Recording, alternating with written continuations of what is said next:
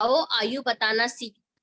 इस लेसन में हम नंबर गेम खेलने वाले हैं, जहां पर हमें मुख्य रूप से दो बातें ध्यान में रखनी है। एक, हमारा प्रेजेंट ईयर क्या है, मतलब मैं कितने साल की हूँ या मैं कितने साल का हूँ। दूसरा, मैं कौन से सन में जन्मा था, 2002, 2002 में, हाँ, 2000 में, 2005 में, 2006 में, है ना। तो वो ईयर आप लोगों को पता होना चाहिए, ठीक है। सभी लोगों को पता है। आप लोग कितने साल के हो गए, कितने साल के हो गए, चैट बॉक्स में रिस्पॉन्स करो टीचर को तो जरा।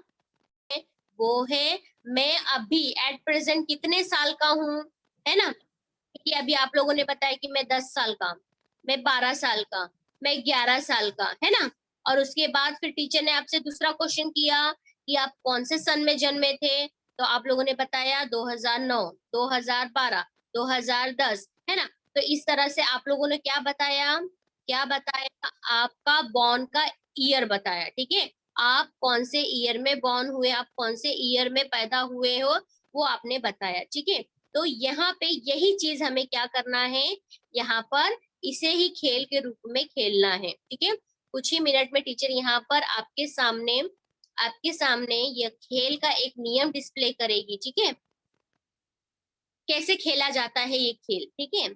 आओ आयु बताना सीखे, जहाँ पे एक दोस्त है जिसने अपने फ्रेंड को कंफ्यूज कर दिया है, ठीक है। किस बात को लेके, कि जैसे अभी वो मान लो कि 10 साल का है, ठीक है।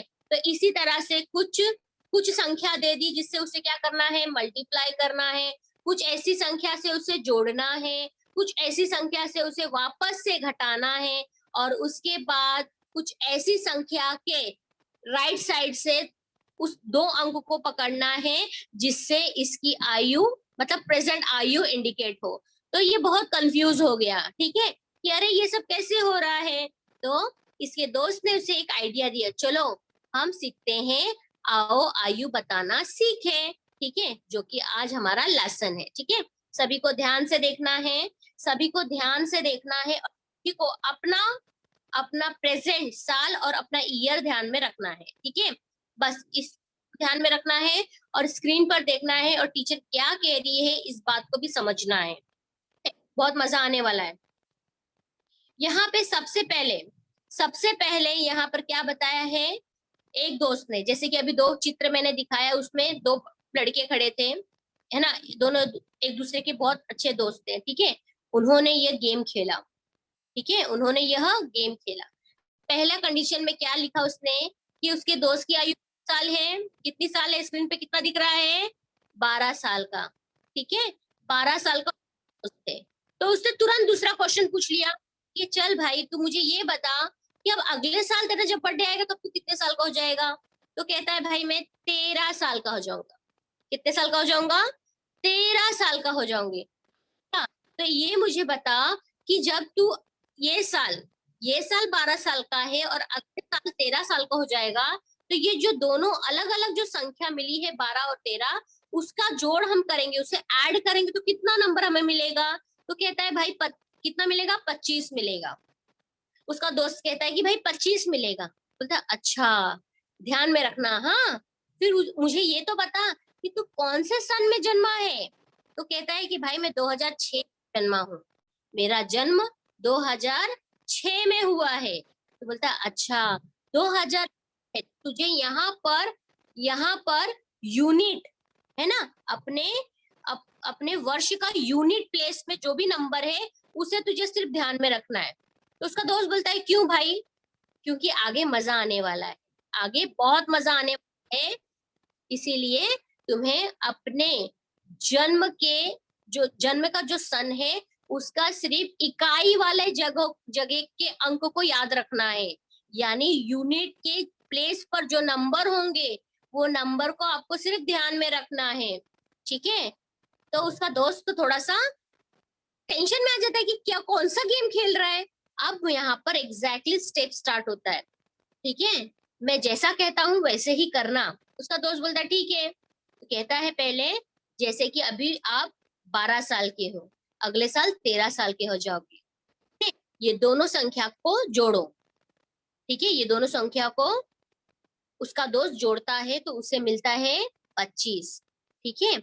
तो उसके बाद दूसरे स्टेप पे वो कहता है कि 5 से उसे नंबर 5 से आपको क्या करना है कि जो जोड़ा हुआ वैल्यू आया है सामने 25 नंबर जो आया है उससे तुम क्या करोगे, 5 से मल्टीप्लाई करोगे यानी गुणा करोगे। तो दूसरा स्टेप आपका वही होगा।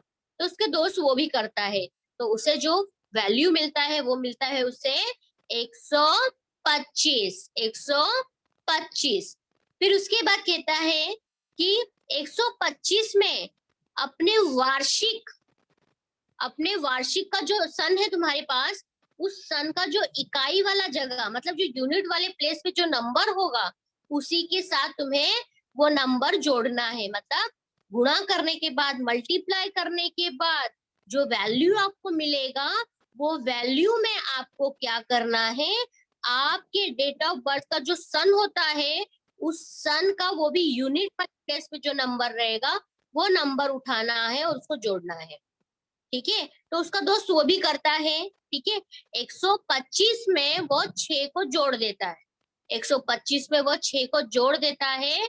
तो अब फाइनली उसके पास कितने नंबर मतलब कितना वैल्यू हो जाता है, 131, 131, ठीक है। अब फिर चौथा जो स्टेप होता है, चौथे स्टेप में उसके दोस्त ने कहा कि अब तुम्हें क्या करना है, -5, -5 मतलब घटाना है। जो भी वैल्यू इकाई मतलब इकाई के प्लेस पे जो नंबर है उसे जोड़ने के बाद जो भी वैल्यू आपको मिलता है उसे 5 से माइनस करना है, 5 से घटाना है। तो वो घटा देता है।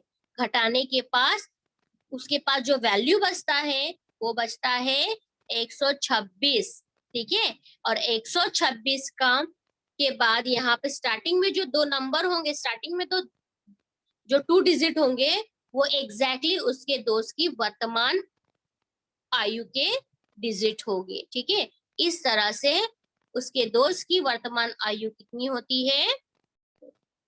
चित्र में अंतर ढूंढने का नियम, ठीक है। क्या नियम है, किस नियम को हमको फॉलो करना है। जब हम कोई एक चित्र मतलब सिमिलर चित्र को देखते हैं और सिमिलर चित्र में हम लोग कुछ कमियों को ढूंढते हैं तो उस समय हमें क्या करना होता है, कौन कौन सी सावधानी बरतनी पड़ती है वो चीज को ध्यान में रखना है। सबसे पहले और सबसे इम्पोर्टेंट चीज ये है कि हमें चित्र को बड़े ध्यान से बड़े बारीकी से हमको देखना है।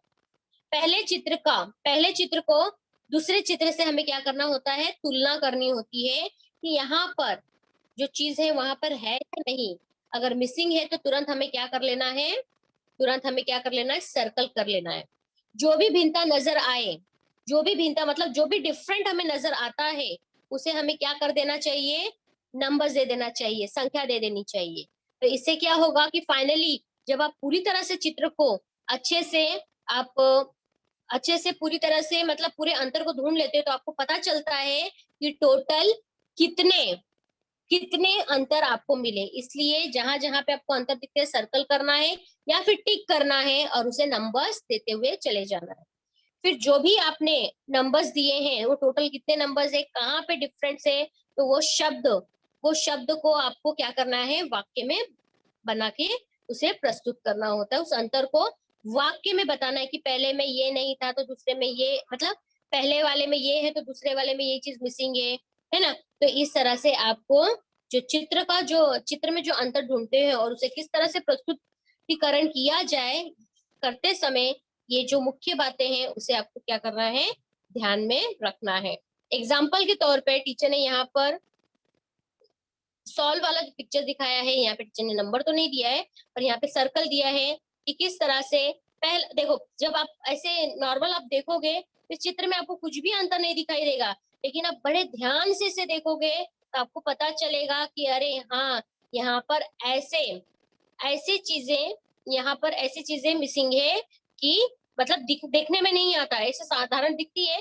पर दिखने में नहीं आता। जैसे कि यहाँ पे लड़की है गार्डन में घूम रही है मतलब खेल रही है, बलून है उसके हाथ में, यहाँ पे बलून चेंज कर दिया, बलून का शेप कलर चेंज कर दिया है ना। और उसके बाद आपने देखा है वो मतलब लड़की का जो हेयर बैंड है, हेयर बैंड का कलर और वहां पे उसके मॉडल मतलब डिजाइन भी चेंज कर दिए। तो यहाँ पर इस तरह से पहले चित्र को हमें क्या करना है, कांस्टेंट रखना है, और उसी का दूसरे चित्र से कंपेयर करके फिर वहां पे जो भी मिसिंग चीज है या फिर है, उसे सर्कल करके आपको शब्द बनाने हैं, और उस शब्द को आपको क्या करना है, वाक्य में बनाकर प्रस्तुत करना है। Clear everyone?